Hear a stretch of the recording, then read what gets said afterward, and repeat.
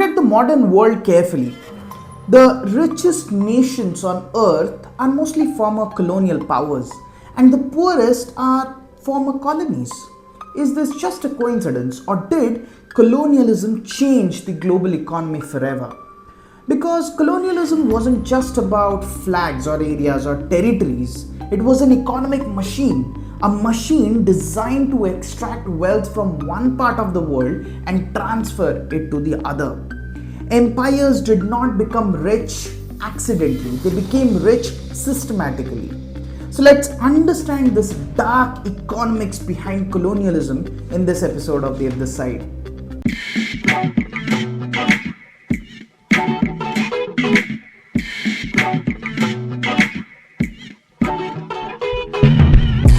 To understand colonialism, we need to understand the world before that, because Europe was not always the center of global economy.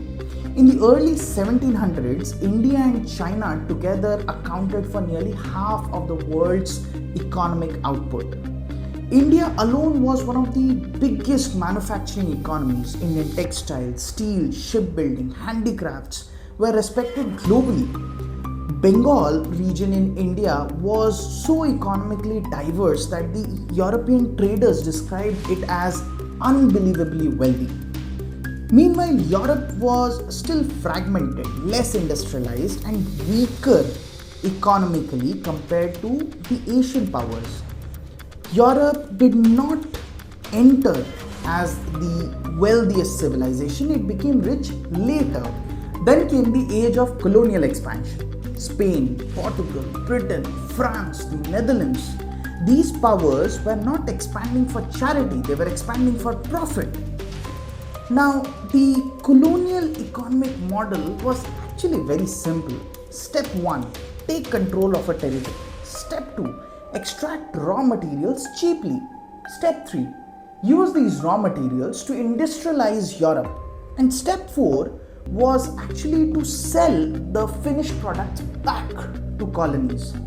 Now, this created a one-way flow of wealth.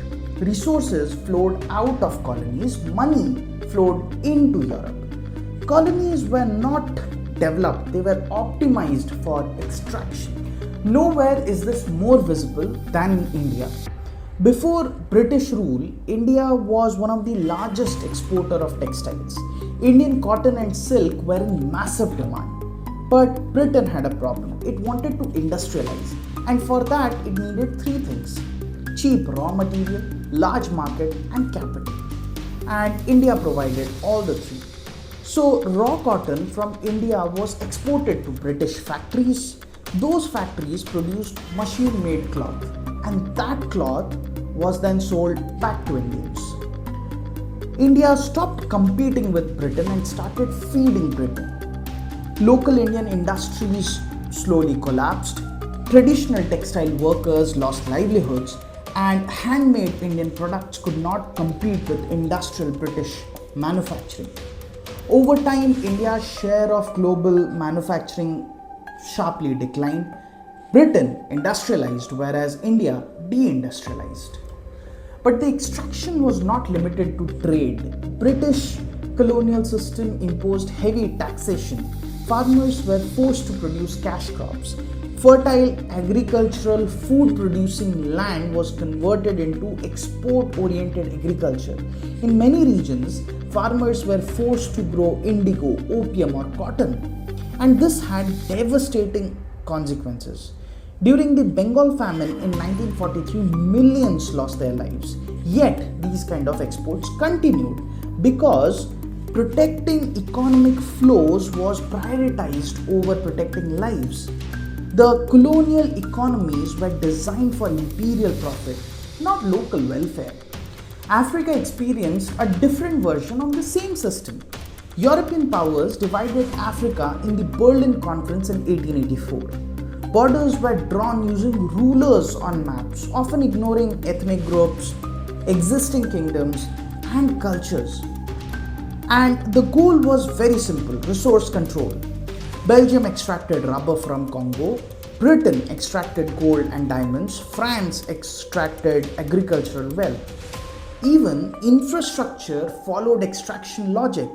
Railways were built from mines to ports, not connecting villages to cities. Colonial infrastructure was built to move resources, not to build the nation.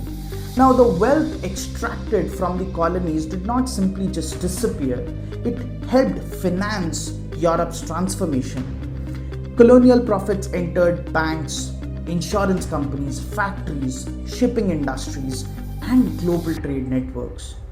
Now, to be fair, Europe's rise was not caused only by colonialism. Innovation, science, institutions, and industrial technology also mattered.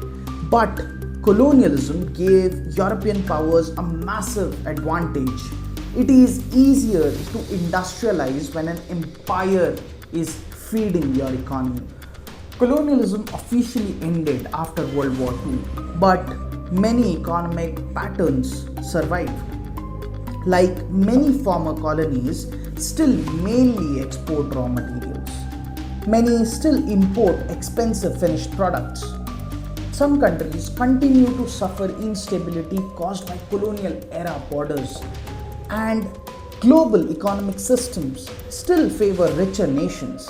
So the flags disappeared, but the parts of economic structure remained. But history is not destiny. Countries like India are now trying to move from being just suppliers to becoming manufacturers, innovators, economic powers. The global economy is changing again, and many former colonies are trying to reclaim its economic power. The story of colonialism is not just about the past, it explains why the world look the way it does. Because empires were not just built with armies, they were built with economics.